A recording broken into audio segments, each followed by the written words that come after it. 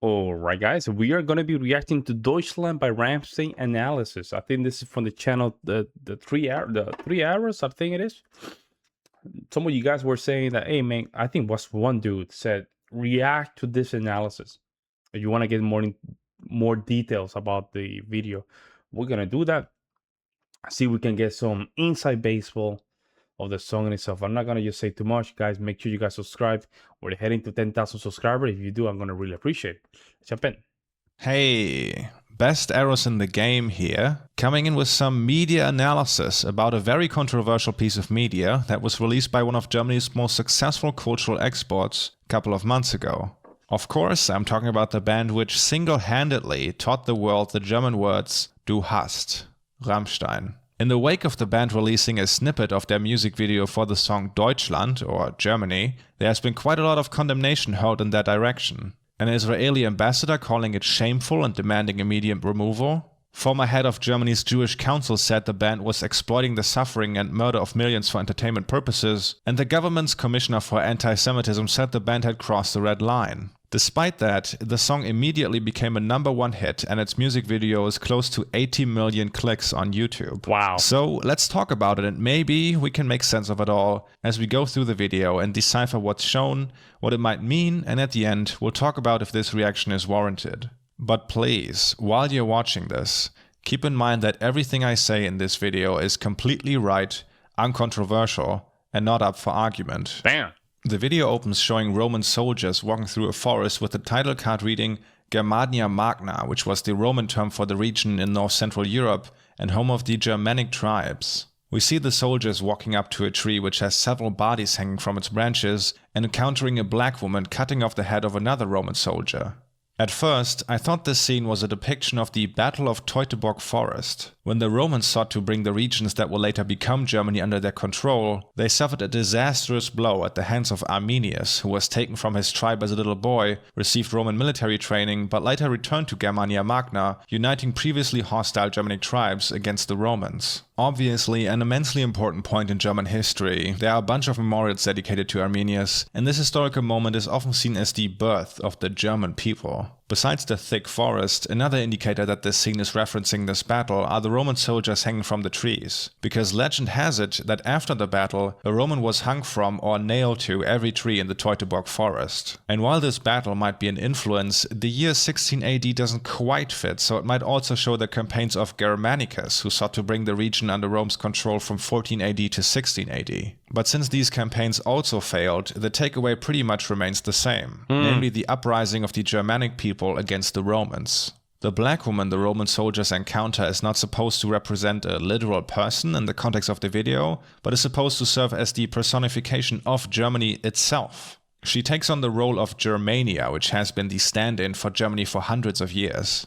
Some of you might be wondering why Germania, the personification of Germany, is portrayed by a black woman, which are a minority of Germans. Well, trust me when I say it will become clear when we look at the lyrics in a couple of minutes. Our next historical setting is some sort of cellar in which two guys... You better make sense of this, man, because right now, right now it's not making sense why they selected a black woman to represent the Germanian lady. I don't know. Are beating the hell out of one another with brass knuckles. Judging from the clothes and hairstyles, I think it's safe to say this is supposed to be set during the Weimar years. The setting specifically might speak to the large amount of violence in this period, and the whole scene resembles the dance on the volcano image we have of the Weimar years as a period of swing and cultural progress on one side, and social upheaval and violence on the other. Now, violent political clashes weren't unusual even before that period, but in the 1920s it took on a whole new quality. For instance, in 1920, a group of reactionaries executed a successful coup in Germany's capital and seized control of the parliament. And while this coup only lasted 100 hours in total due to a nationwide general strike, it kicked off a chain of violence much more grim than your average political altercation. As a response to this coup, something called the Ruhr Red Army had risen up in West Germany, but after the initial right-wing coup was defeated by the general strike, this army's goal shifted to revolution. What followed was the now reinstated government sending in armed forces to put down this rebellion, with over 2,000 Germans being killed in the process. And not just due to fighting, but mass executions afterwards. This kind of violence is much better described as regional civil wars than just violent clashes between opposing sides. As Mark Jones writes in his book, Founding Weimar, Violence in the German Revolution 1918-1919, at this stage of history, violence was politics and politics was violence. Any attempt to present the two as separate historical chapters would misjudge the basic character of this epoch.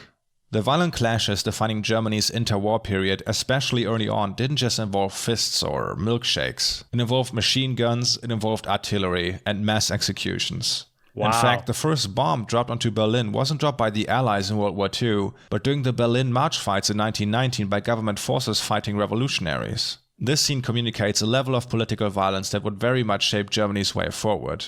Next up, we have an office with the band being dressed as party higher-ups of the SED regime during East Germany's time as a socialist dictatorship. The lead singer is dressed up as Erich Honecker, in his time General Secretary for the Central Committee of the Socialist Unity Party. Later in the video, we see them partying, popping champagne bottles, and generally acting very unrestrained. And this imagery is quite common in artistic portrayals of East Germany's ruling party. The DDR was, from beginning to end, plagued by a lack of consumer goods, like toilet paper for instance, which was notoriously scarce, heating material in the winter, drinks in the summer, and so on. Partially this was due to reasons out of the ruling party's influence, like having less trading partners available than their Western counterpart, but also due to sheer incompetence or political decisions like prioritizing heavy industry over the production of consumer goods. In 1958, the party even started a program titled 1,000 Little Things, promising to deliver all the stuff that was lacking, like can openers, razor blades, all those little things. The stated long-term goal of these programs... you guys noticed that cart, how smooth it moved? Those little things. Oh man, very smooth.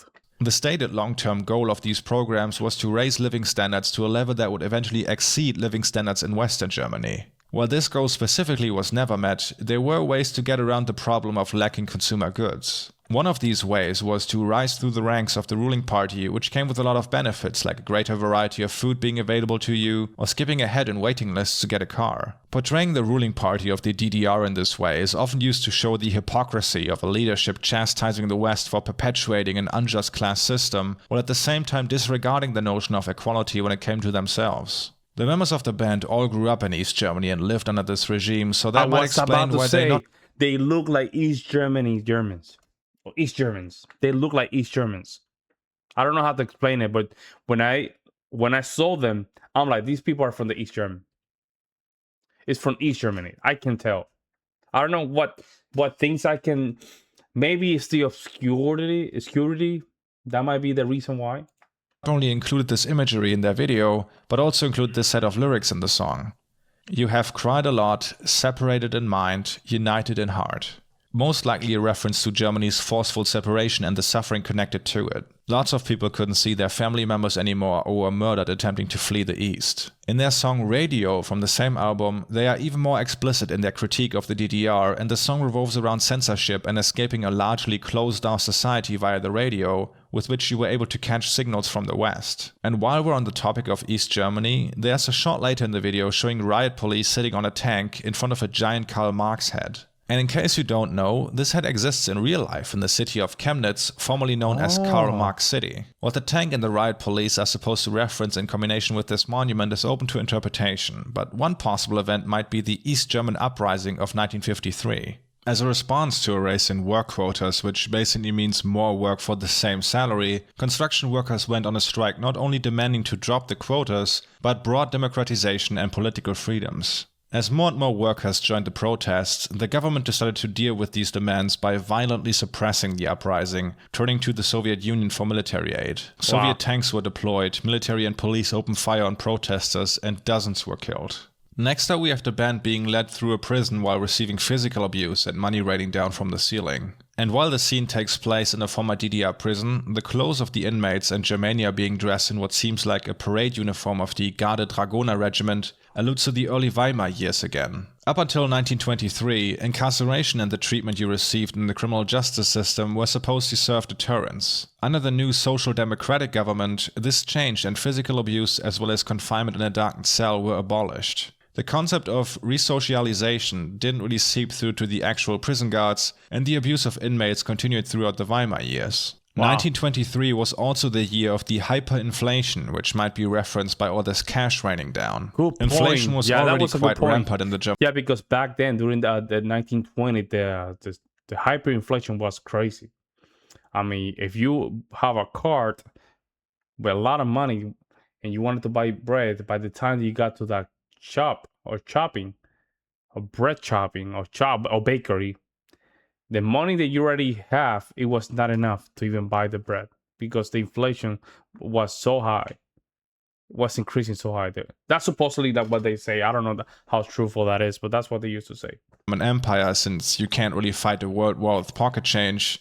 But when it really hit the fan was when French and Belgian forces occupied parts of the Ruhr area due to Germany's inability to pay demanded reparations. Wow. Naturally, this sudden occupation outraged the German public, and the country's leadership called for passive resistance. Workers in the area went on a general strike and did everything possible to sabotage the efforts of the occupiers. But those workers still had to be paid, which the German government couldn't, so they created even more money out of nothing, which led the inflation to explode. By the end of the year, people had to carry their money in wheelbarrows when going to the store because a single egg, for instance, cost 320 billion Reichsmark. A very scary time, as you can imagine.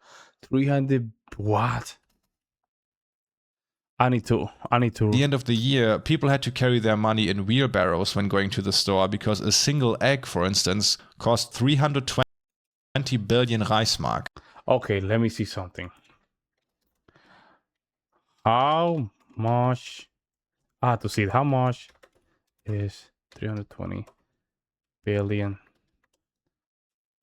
Reichsmark.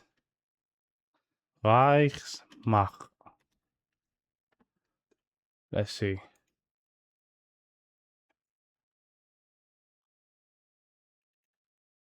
Let me see. No, it doesn't say. Oh, wow. Just to give you an example, $1 back then, Reichsmark conversion to US dollar. I need to show you this, guys. Just to show you the insanity of this conversion. Let's see. All right, hopefully. Come on, man. Don't. Come on, YouTube. Don't be playing games. Not YouTube, but you Google. Come on now. Don't be playing games, man. Let's see. So 300. So 320. Right? 1, 2, 3. 1, 2, 3. That's a million. 320 million. 1, 2, 3. 43. No way, bro. $43. What? I can't believe this. Yo, this is the level of inflation. I never thought that was possible. According to the coin brand calculator, one Reich is 0.00000000135.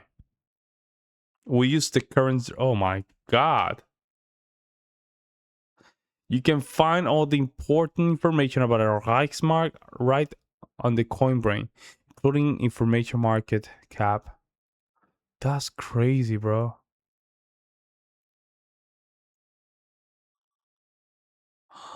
Wow. That is insane. Well, there you have it.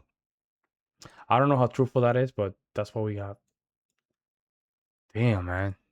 That's high. A very scary time, as you can imagine. Here's how the German correspondent of the British Daily Mail described the situation, and luckily, I could avoid faking a British accent for this quote. In the shops, the prices are typewritten and posted hourly. For instance, a gramophone at 10 AM was 5 million marks, but at 3 PM it was 12 million marks. Wow. A copy of the Daily Mail purchased on the street yesterday cost 35,000 marks, but today it costs 60,000 marks. It got so bad that if you were to sit down in a cafe and order a coffee, while you were sitting there, the price for that coffee might have gone up from 5,000 to 8,000 marks. The impacts of this inflation are impossible to list, but naturally, due to many people no longer being able to afford basic necessities, crowds began to riot, loot food stores, and violence again ran rampant. However, the biggest impact of this inflation is one that wasn't immediately visible, because when people lose faith in the economic system, they also lose faith in the political system.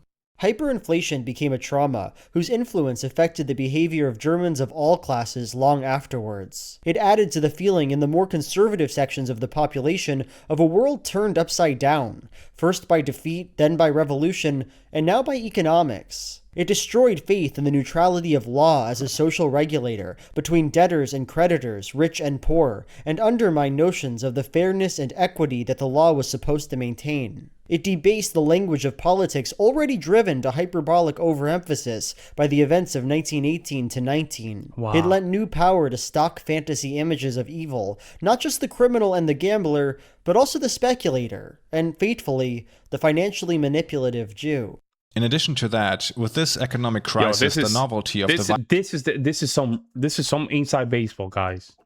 This is some inside baseball. We're talking about here what really contribute to the potential, at this point, the potential rise of the Third Reich. Weimar system had significantly worn off, and the people who were in favor of this new republic had less and less in their arsenal to argue for preserving it. The next scene we're going to look at is the one that caused the earlier mentioned controversy. We see the band dressed as inmates of a Nazi concentration camp lined up at the gallows awaiting their public execution. And there are some details worked into this scene that are easy to miss. If we take a closer look at the uniforms of the band members, we can see that the bass player of the band is marked as gay, the person next to him as a Jew, and the lead singer wears a combination supposed to identify political prisoners who are also Jewish, so a Jewish socialist, for instance. Judging from the rockets in the background, this scene most likely takes place in the concentration camp Mittelbau-Dora, which is the site where the V2 rocket was built. The V in V2 standing for Vergeltung, or retribution. The weapon in itself wasn't really of any use to the Nazis except for propaganda purposes, and more people actually died during its manufacturing than the rockets killed when reaching their destination. While Rammstein shows this specific image of a public execution clearly set at the V2 manufacturing site is anyone's guess, but it might reference a great injustice connected to this camp specifically. The manufacturing of the V2 rocket at Mittelbau-Dora happened via a company called Mittelbau GmbH, whose general director was a guy named Georg Rickhey. Obviously, this wasn't an ordinary company, but one that was deeply built around the exploitation of concentration camp inmates, and thus co-responsible for the over 20,000 deaths connected to the manufacturing of the V2 rocket. After the war was over, 19 people were put on trial for what happened at this site, one among them the general director of the Mittelbau GmbH, Georg Rickhey. During the trial, a former inmate testified that he remembered Rickhey to be present at a particularly cruel mass execution of 30 inmates in March 1945. It wasn't simply a mass execution though, but a mass strangulation.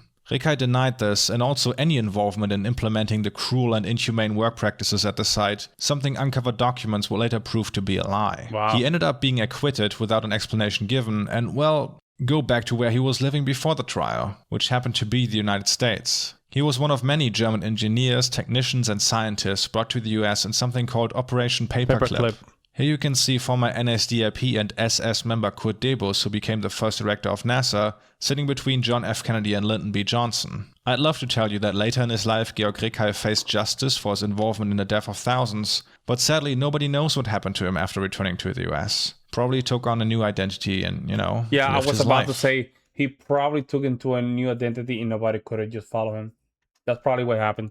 Later in the video, the roles are reversed, and we get some cathartic violence with the inmates executing a couple of Nazis via shooting them in the face. Now, before we talk a bit more about this part specifically, let's look at the last scene, where we see the band dressed in 70s clothing, clashing with the police and kidnapping our Germania figure. Pretty unambiguously a reference to the RAF, the Red Army faction, which was a left-wing extremist terrorist organization active in West Germany in the 70s. The group understood itself as communist, anti-imperialist city guerrillas and was responsible for the death of over 30 people and also causing one of the biggest crises in modern German history, known as the German Autumn. The period started with the kidnapping of German industrial leader Hans-Martin Schleyer in September 1977, during which 3 police officers and his driver were killed. The goal of the terrorists in this case was to negotiate the release of some already arrested members of the organization, but the German government at the time did not budge and was not willing to agree to an exchange. Tensions increased when about a month later, members of the Popular Front for the Liberation of Palestine hijacked a German airplane, making the same demands among other things and threatening to execute all 86 hostages on board the airplane if denied. Quite the turbulent time for this young republic, and needless to say, the political climate got heated up, with left-wing politicians being accused of harboring terrorist sympathies, and a general feeling of unsafety among the population. The German autumn ended when counter-terror special forces stormed the captured airplane, freeing all 86 hostages, the earlier mentioned incarcerated members of the RAF killing themselves when hearing of this development, and Hans-Martin Schleyer being executed by his captors. Wow. Now, there are a couple of things more one could talk about, like a scene where presumably a witch is burned at the stake with Nazis burning books right next to it. There's a medieval battle scene in which Germania resurrects the fallen knights while a zeppelin passes by, and there's a scene at the end where Germania gives birth to a bunch of Leonbergers, which is a German dog breed. But these are really more open to interpretation than the ones we discussed, so you can comment your own speculation about them. Before we now try to get at what this video and the song lyrics are supposed to say, we'll have to take a look at the politics of the people starring in it. But for the uninitiated, the question in the back of your mind is probably, is Rammstein a Nazi band? And this accusation is something the band has been feeling the sting of pretty much since its founding. It reached its height when the band used footage from Leni Riefenstahl's Nazi propaganda film about the Summer Olympics in 1936 in their music video for the song Stripped. But even if you're unaware of this controversy, there are several things that might make you question their political leanings, like the rolled R or the hyper-clear pronunciation of the lyrics, things often associated with the very specific speech pattern in Adolf Hitler's speeches. There's also the band logo imitating the shape of a Balkenkreuz, often used by the German armed forces. Besides these things, the whole video to Deutschland is dripping with national romanticism, which usually wouldn't cause such a scandal depending on its context, but when combined with imagery from the Third Reich, things get murky. There's the risk of presenting the pretended superiority of the Nazis as rooted in reality, or to make them seem tempting, like with these shots. It looks more like a movie production than a reflection of reality. Or just look at this picture used for the promotion of the song. That is a good point, man. That is a good point. That is a good point. Now, the band is kind of notorious for not giving many interviews and almost never speaking about their political... That's the secret right there. That's the secret right there. Do what you have to do. Keep it quiet. That's it. Because I think the more you talk, the more you'll be probably in deep waters. So I think it's perfectly fine for them not to even give any type of opinions. Leanings, but in an interview with the Rolling Stone, they had this to say when asked about the controversy of using footage from a Riefenstahl film. The intensity of the reaction really surprised us. Back then, we sincerely thought this will find a way of working itself out. We are from the East and grew up as socialists. Back then, we were either punks or goths. We hate Nazis. We come from an entirely different culture. In the past, we fought with these right-wing idiots, and we would do so today. Well, that seems pretty unambiguous. Rammstein says punch Nazis. There you go. After this controversy, Rammstein sought to clean the table in releasing a song called Links 2, 3, 4 or Left 2, 3, 4 with a marching beat and the lyrics, "They want my heart on the right side, but when I look down, it is beating left." If we look beyond what is shown in the video to Deutschland and combine it with the actual lyrics, we can clearly see Rammstein's opposition to nationalism and right-wing views shimmering through. Probably the best example is their decision to choose a black actress to portray the personification of Germany. During the Third Reich, German society understood itself as a community defined by its ethnicity as well as a shared past and destiny. All employees and officials in the public sector had to own a certificate proving their membership of the Aryan race, sometimes tracing their roots back to the 1700s. Wow. Now, of course, a document like this isn't handed out anymore since there is no requirement to become a German that's connected to your skin color. But is that really true? If it was, there wouldn't even be a question of why Germania is portrayed by a black woman. Why shouldn't that be the case? You can be black and be as much a German as everyone else. Maybe you even caught yourself asking the question of why a black woman is in this music video. Looking at the pattern of the lyrics, the song starts out with the lead singer saying the first part of a sentence and the choir repeating the first word of what he is about to say next. Here's an example. The lead singer says the word you, with the choir repeating you have directly after, and then the lead singer continuing with the sentence, have cried a lot. We're always led into the next part of his sentence this way. However, shortly before the first chorus, the choir following what the lead singer says don't lead into anything and seemingly just finish his sentence. With that we get the sentences, you can, I know, we are, you all remain. Now Rammstein's lyrics are meant to be ambiguous, but this part specifically, combined with their choice to cast a black woman as Germania, which is also on the cover of the single, seems to get at the underlying attitude in Germany of what a German is. Mainly that the values you hold or how much you might benefit the country only comes secondary to what you look like in determining if you are German or not. And just to be perspective, this is 2019, right? I think this is when this was released, which means that the political landscape was kind of different. Okay, it was kind of different. Here's a good question: if they release the song today, would they put a black woman? That's Germania. Just think about that. 2019, we are in the peak of wokeism. We're in the peak of multiculturalism. We're in the peak of lefty ideologies. I'm not saying that the selection of the black lady as Germania is a bad idea. I think it's for marketing purposes. It's perfect. It's perfect because to get a lot of attraction, you have to think about if you need to think about what can drive traffic to a single like this. But in today's day and age of how German politics has evolved, would they still choose a black lady? Let me know in the comment section below. It could be either or, but let me know what you guys think. Subconsciously. It's something not really openly said, but I assume a lot of Germans who are also people of color will have encountered this one way or another. That doesn't mean that this attitude is never openly mentioned. For instance, after our last federal election, the speaker of Germany's far-right AfD party on a panel, during which he vehemently defended his party from accusations of racism, complained that he doesn't see enough Germans in our inner cities. How would he know who is a German citizen and who isn't? I guess I don't have to spell it out for you. While the Nazis' blood and soil rhetoric is... I don't know. I don't know. How do you know that?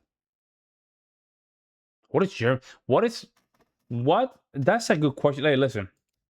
The question is, what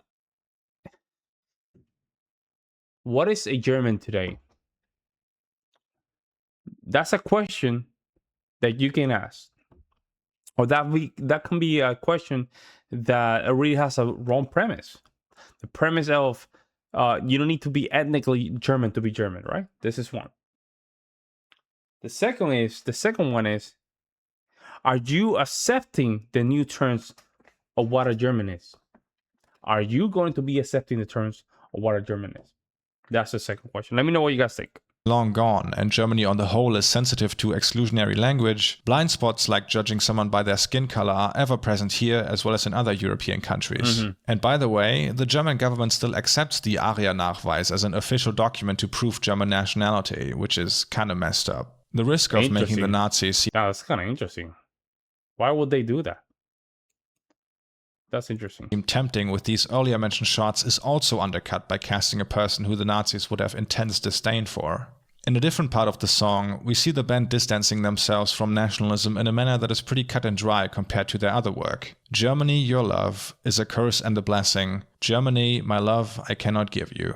From the right, German anti-nationalism is often framed as a kind of self-hatred due to an underlying guilt left over from the Third Reich. And despite research showing the opposite to be the case, they seemingly cannot fathom someone viewing their country of origin in a nuanced manner and not strictly positive. If we go beyond the basic understanding of a fifth grader though, the position espoused by Rammstein and parts of the German left is obviously much more thought out than Germany is bad. The truth is that nationalism as a political force is only really powerful if there's an enemy to wield it against. Theoretically, nationalism should be inclusive, you know, regardless of skin color, we are all part of the same nation, upholding the same values, etc. But obviously it doesn't work that way in reality. Nationalism goes hand in hand with the exclusion of others, be that an outside force like a colonialist overlord or a subset of the population not deemed to be truly part of the in-group. At the end of the second verse, we get the lyrics, Germany, Germany above everyone, which is a reference to the first verse of the Deutschland Lied, which reads, Germany, Germany above all.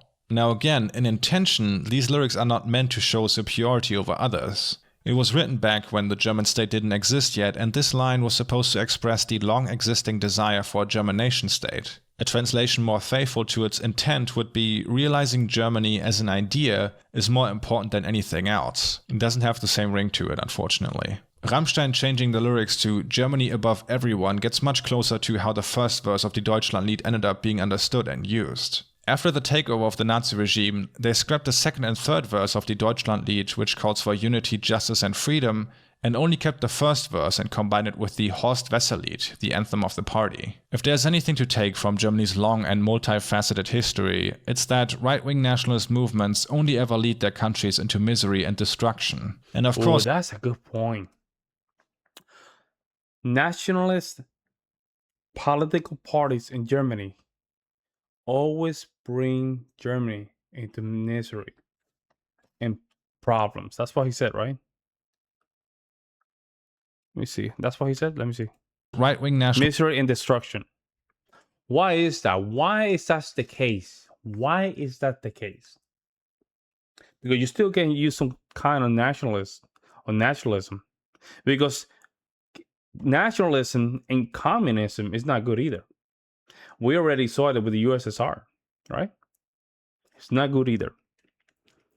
So what it would be a very good way of just feeling patriotic without feeling the urge to just go stupid and just commit a lot of heinous crimes? Let me know what you guys think. Movements only ever lead their countries into misery and destruction. And of course, any self-espoused nationalist these days will deny this, trying to frame Germany as a historical anomaly, but we can see this trend play out from Italy, Romania, Japan, or in the language used by self-espoused nationalists today.